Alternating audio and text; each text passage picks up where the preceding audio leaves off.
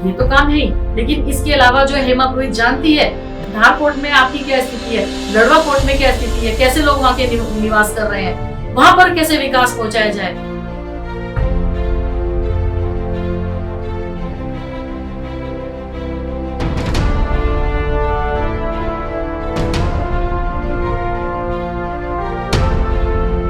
नमस्कार, मैं हेमा पुरोहित, प्रदेश अध्यक्ष महिला कांग्रेस सेवा दल। मैं 2003 से लगातार सामाजिक सेवा में कार्य करती रही हूँ। 2008 में फिर महिला सीट आई जिला पंचायत सदस्य की, तो मैं चुनाव लड़ी 2008 में। तो 2008 में मुझे फिर जो है लोगों का प्यार मिला, मेरे कार्यों को उन्होंने अप्रिशिएट किया, मेरे हस्बैंड प्रवीण पुरोहित के कार्यों को अप्रिशिएट किया। फलस्वरूप मुझे उन्होंने जिला पंचायत सदस्य के सदन में भेजा। फिर 2008 के बाद 2010 में जिला योजना समिति के चुनाव हुए। फिर मैं जिला योजना समिति की सदस्य चुन के जिला योजना सदन में गई। उसके बाद फिर 2014 में महिला सीट हुई, मैं दोबारा फिर चुनाव लड़ी। तो इस बार फिर जो है लोगों का प्यार मुझे मिला, मेरे कार्यों को सराहा गया। तो 2014 में फिर मुझे जिला पंचायत सदस्य लोगों ने चुन के भेजा।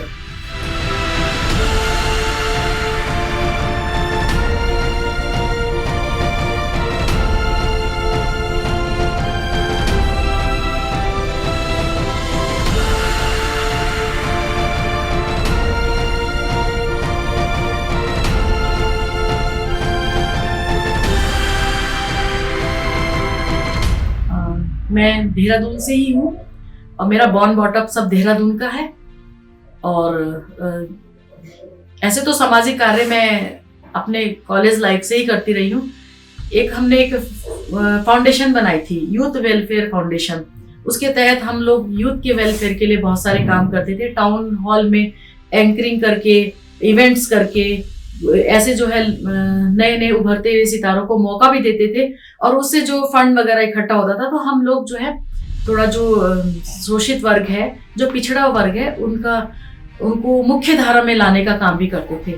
इस तरीके से रहा और फलस्वरूप जो है भाग्यवश कहो या जो भी, मुझे उसी के राजनीतिक जो है मेरा जो ससुराल पक्ष है वो राजनीति से मिला कि राजनीति फील्ड है वहाँ पे। तो मुझे और अपने जो कार्य थे उनको और ज़्यादा एक प्लेटफॉर्म मिल गया कि मैं किस तरीके से समाज में अपना कार्य कर सकती हूँ। तो 2008 में फिर चुनाव हुए, फिर जिला पंचायत बनी, फिर 2010 में जिला योजना समिति के चुनाव हुए, फिर जिला योजना मेंबर बनी, फिर 2014 में जिला पंचायत सदस्य हुआ, फिर मैं जिला पंचायत सदस्य बनी, फिर 2014 में जिला योजना समिति का जो चुनाव हुआ, फिर मैं जिला योजना समिति के सदन में गई चुन के। इस तरीके से लोगों का प्यार मुझे लगातार मिलता रहा और मैं इसके लिए तहे दिल से शुक्रगुजार भी हूँ मेरी जो है तमाम लोगों का, जो तमाम क्षेत्रवासी हैं उनका, कि उन्होंने मेरे कार्यों को सराहा और मुझे ये मौका दिया लगातार। और इस बार जो है मेरी 23 डोईवाला विधानसभा से विधायक के तौर पर दावेदारी भी है। तो मैं ये समझती हूँ कि जनता का प्यार मुझे फिर मिलेगा, क्योंकि मैं लोगों के सुख में दुख में लगातार जो है रही हूँ। मैंने कोशिश करी है कि यदि किसी का मुझे दुख पता चलता है तो मैं तुरंत वहाँ दौड़ने की कोशिश करती हूँ। किसी का सुख दुख है और यदि कोई मेरे लायक यदि काम है तो मैं उसको निभाने का, उसको पूरा करने का पूरा मैंने प्रयास किया है। तो इस बार मुझे लगता है कि मुझे जनता फिर प्यार देगी और मुझे विधानसभा के सदन में यदि मेरे को टिकट मिलता है तो मुझे विधानसभा के सदन में पहुंचाने का काम करेगी।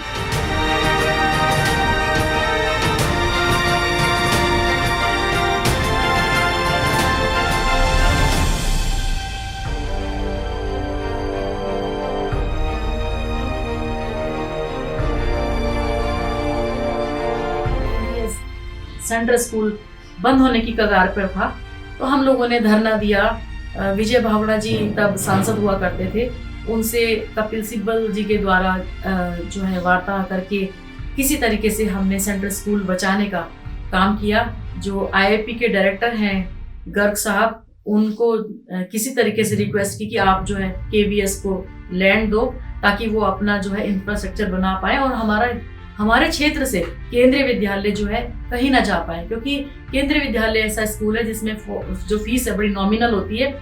जो आर्थिक रूप से पिछड़े हुए बच्चे हैं वो भी अपनी पठन पाठन CBSE बोर्ड में, KVS में करवा सकते हो। तो ये सबसे पहले मेरी उपलब्धि रही कि केंद्रीय विद्यालय मेरे प्रयासों से, और मेरे साथ जो लोग धरने पे बैठे थे उनकी मैं शुक्रगुजार हूँ कि उनके प्रयासों से ये केंद्रीय विद्यालय बच पाया। दूसरी उपलब्धि उसके बाद ये थी कि एक बार दीक्षित आयोग की रिपोर्ट आई थी।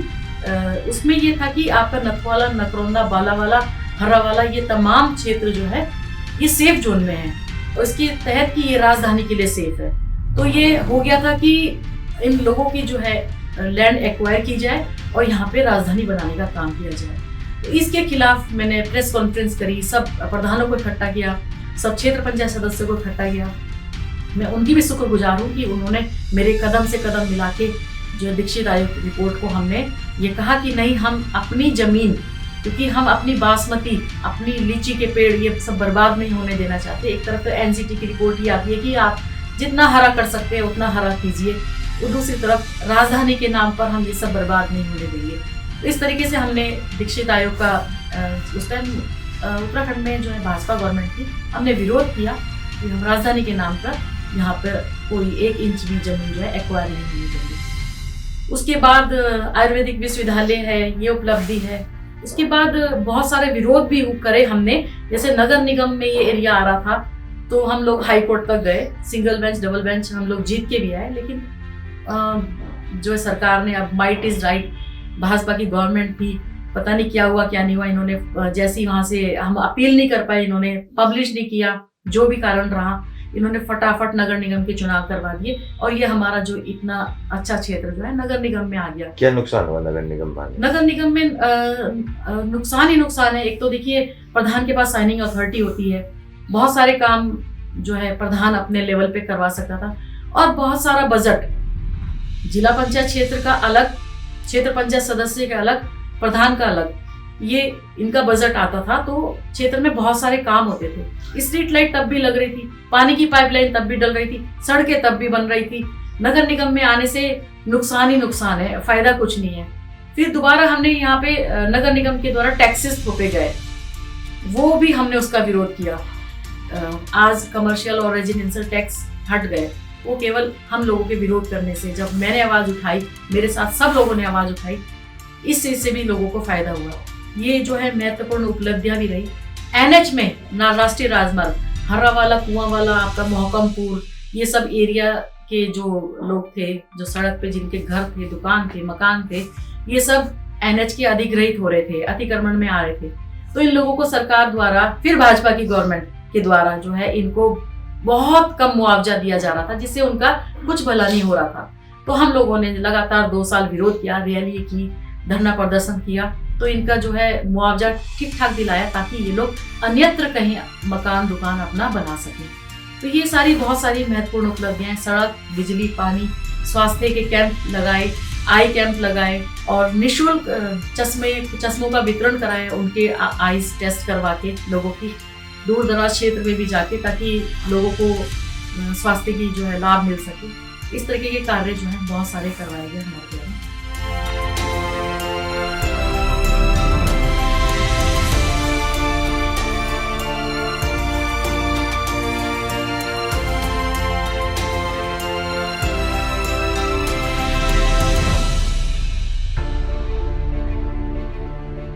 होता ही है, सड़क, बिजली, पानी, वो तो उसकी महत्वपूर्ण जो है रहता ही है काम, सरकारी बजट जो है लगाना। इसके अलावा मैं समझती हूँ जनप्रतिनिधि वो होता है कि वो चुन के आता है, उसके लिए अपना परिवार के अलावा जो जिन लोगों ने उसको चुन के भेजा है, एक जिम्मेदारी के साथ भेजा है, वो उसका परिवार हो जाता है। तो इस तरीके से उनके सुख में, दुख में, इन सड़क, बिजली, पानी के अलावा भी उनकी आवाज बनने का काम जनप्रतिनिधि को करना चाहिए। और इस तरह इसके तहत हम लोगों ने बजट के अलावा भी काफी सारे काम किए। हमने पहाड़ को एकीकृत करने का काम किया। अपनू पहाड़ अपनू संस्कृति मंच मेरे पतिदेव प्रवीण प्रोहित जी ने बनाया। उसके तहत जो है हमने लोक कलाकारों को उभारने का काम किया। जो यहाँ की प्रतिभाएं हैं, कहीं लुप्त हो रही थी, लोक कलाकार, उनको एक मंच पे लाके, उनको एक प्लेटफॉर्म देके उनकी प्रतिभाओं को निखारने का काम किया। और इस तरीके से जो है हमारे पहाड़ एकीकृत हुए। हम लोग यहाँ पर आ गए, लेकिन हम लोग पहाड़ों को नहीं भूले। हम लोग लगातार ये मंथन करते हैं कि हम लोग जो है कितना अच्छा हो, कितना हम अपने लोगों के लिए भला कर सकते हैं, क्योंकि हम सक्षम हैं, हम लोग कर सकते हैं। इस तरीके से जो है ये काम किए। एक महिलाओं के हर वर्ष में एक महिला दिवस का आयोजन करती हूँ। मेरा उद्देश्य महिला दिवस का आयोजन करने का ये होता है कि महिलाओं को एक प्लेटफॉर्म देना, एक मंच देना, ताकि वो निखर सकें और अपनी जो है आवाज़ जो उनमें कहीं दबी रहती है वो उसका उभरने का काम वो कर सके। महिला सशक्तिकरण में एक ये मेरा एक योगदान रहता है कि हर वर्ष महिला दिवस मना के, ताकि महिलाओं को ये लगे कि हम भी हैं और हम भी जो है इस देश के नागरिक हैं और हम अपनी आवाज़ उठा के कई सारे जो सोशल मुद्दे हैं उनको हम उठा के उनका निवारण कर सकते हैं।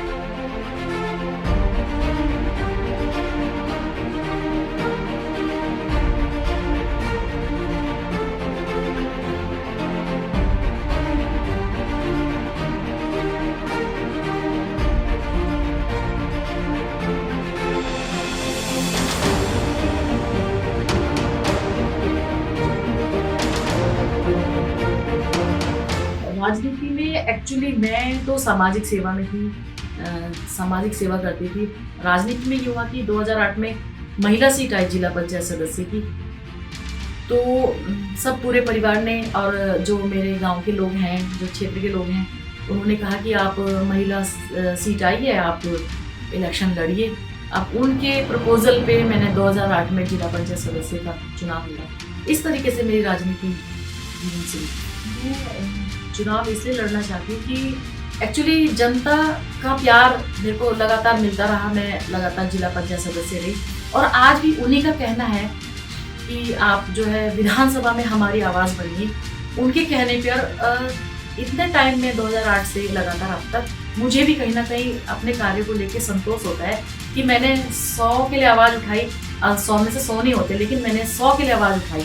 उसमें से जितने भी हुए ये मेरे को लेके संतोष होता है कि मैंने जो जनता ने कहा, जैसे कहा, मैंने हर एक उनकी आवाज़ उठाने का काम किया और आज जनता का प्यार मुझे लगातार मिलता। आज भी जनता के आह्वान पर मैं वो कह रहे हैं कि आप विधानसभा में जाइए, तो इस तरीके से मैं अपनी दावेदारी विधानसभा डोईवाला को करूँ।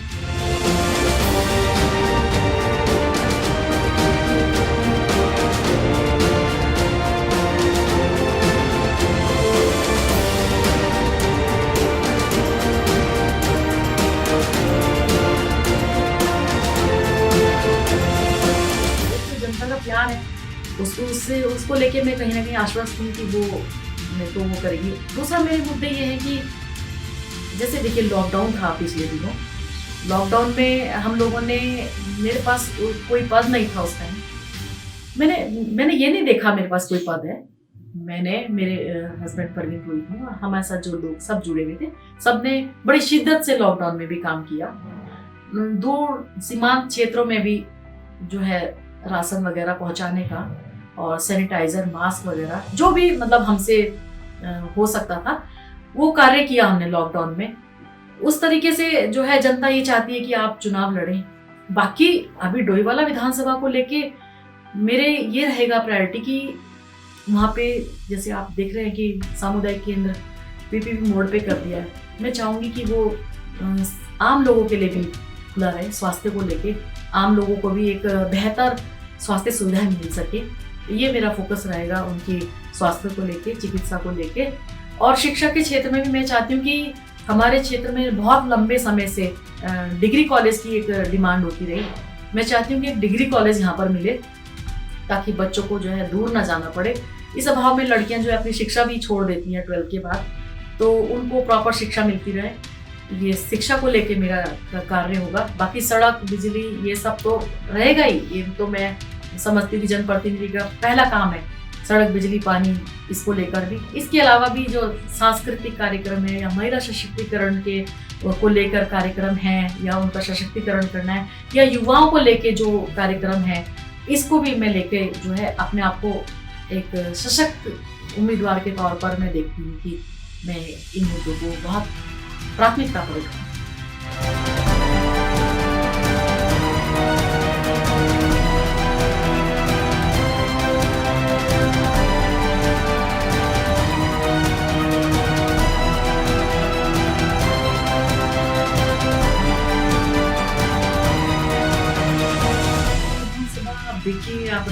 के कितनी नज़दीक है। मात्र कुछ किलोमीटर की दूरी पे डोईवाला विधानसभा है। और इसकी भौगोलिक परिस्थितियाँ भी देखिए, इसमें पहाड़ भी है, इसमें प्लेन्स भी है। और यदि कम्युनिटी की बात करें तो यहाँ सिख समुदाय भी है, पंजाबी समुदाय भी है, गढ़वाली समुदाय भी है, कुमाऊनी समुदाय भी है, मौर्य समाज भी है। यहाँ विभिन्न तरीके के लोग, यहाँ पर सिख समाज भी है, यहाँ पर विभिन्न तरीके के लोग रहते हैं। तो मैं समझती हूँ कि इन सबको लेके मैं कार्य करूंगी। अब मैं एक सशक्त उम्मीदवार हूँ और बताना चाहूंगी कि इतने महत्वपूर्ण सीट होते हुए भी यहाँ पर जिन लोगों का प्रतिनिधित्व रहा विधायक के तौर पे, उस तरीके से वो काम नहीं कर सके। वो काम करने का हालांकि दावा भरते हैं, लेकिन उस तरीके से काम नहीं दिखा देहरादून की जो अन्य विधानसभाओं में दिखा। डोईवाला मैं मानती हूँ कि हॉट सीट है, यहाँ से विधायक बन के मुख्यमंत्री भी बने हैं, लेकिन उसके फलस्वरूप कहीं विकास जो है नजर नहीं आता। तो उस तरीके से मुझे लगता है कि मैं एक सशक्त उम्मीदवार हूँ। मैं यहाँ का सर्वांगीण विकास के बारे में जो है मैं एक सोच रही हूँ।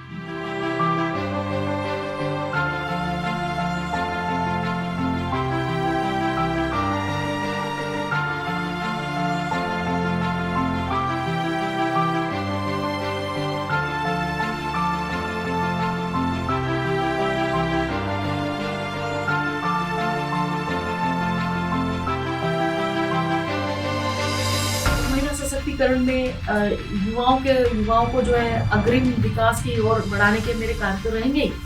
जैसे कि मेरा पिछले भी आपने देखा होगा कि मैं हर वर्ष अंतर्राष्ट्रीय महिला दिवस का आयोजन करती हूँ। मेरा केवल एक उद्देश्य होता है कि महिलाओं को सशक्त करना, कि महिलाएं अपने आप को कहीं पिछड़ा हुआ महसूस ना करें। और इन फ्यूचर मेरा यही रहेगा कि महिलाएं जो है पहले तो शिक्षा ग्रहण करें, और यदि महिला शिक्षित होगी तो वो अपने परिवार को तो संभालेगी और आने वाले जो देश का भविष्य है, अपने बच्चों को भी शिक्षित करके जो एक सभ्य समाज का जो है निर्माण कर सकती है। तो महिलाओं को जो है शिक्षित होना बहुत जरूरी है। महिलाओं को जो है व्यावसायिक जो पाठ्यक्रम का भी ज्ञान होना चाहिए, ताकि बुरे वक्त पर, जैसे आजकल आप देख रहे हैं कितनी गरीबी है, कितनी बेरोजगारी है, तो आज के टाइम पे दोनों लोग कमाए उतना कम है। तो उस तरीके से जो है व्यावसायिक पाठ्यक्रम को करवा कर, जैसे मैंने पिछले दिनों कराया भी है, अचार पापड़, सिलाई बुनाई, ब्यूटिशियन का कोर्स कई महिलाओं को कराया है। आज बड़ी खुशी होती है कि आप जिस बीज को बोए उसमें आप सींचे, वो पौधा बन के फल वृक्ष देने लगे।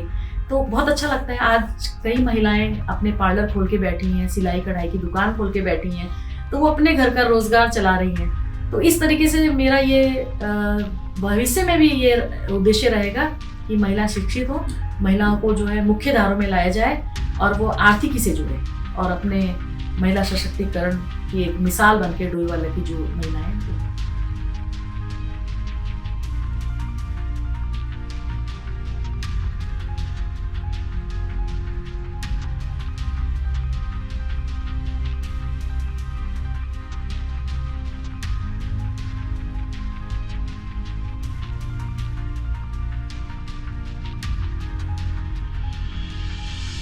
हेमा पुरोहित विधानसभा का चुनाव इसलिए नहीं लड़ रही है कि केवल सीसी मार्ग और प्रतिशाल्य बनाने तक ही वो सीमित रहे, ये तो काम है ही। लेकिन इसके अलावा जो हेमा पुरोहित जानती है धार कोट में आपकी क्या स्थिति है, लड़वा कोट में क्या स्थिति है, कैसे लोग वहाँ के निवास कर रहे हैं, वहां पर कैसे विकास पहुंचाया जाए, कैसे वहाँ के लोगों की आवाज बनके विधानसभा में आवाज बनके उनकी समस्याओं को उठाया जाए, ये भी जानती है। और ये भी जानती है कि नवादा में किस तरीके से लोगों की आवाज बननी है, कैसे उनकी समस्याओं का निराकरण करना है। और हेमा पुरोहित ये भी जानती है कि डोईवाला में जो शुगर मिल में किसानों का कैसे शोषण होता है, उनकी जो है उनकी हक दिलवाना, उनकी आवाज बन के विधानसभा में पहुंचना हेमा पुरोहित ये भी जानती है।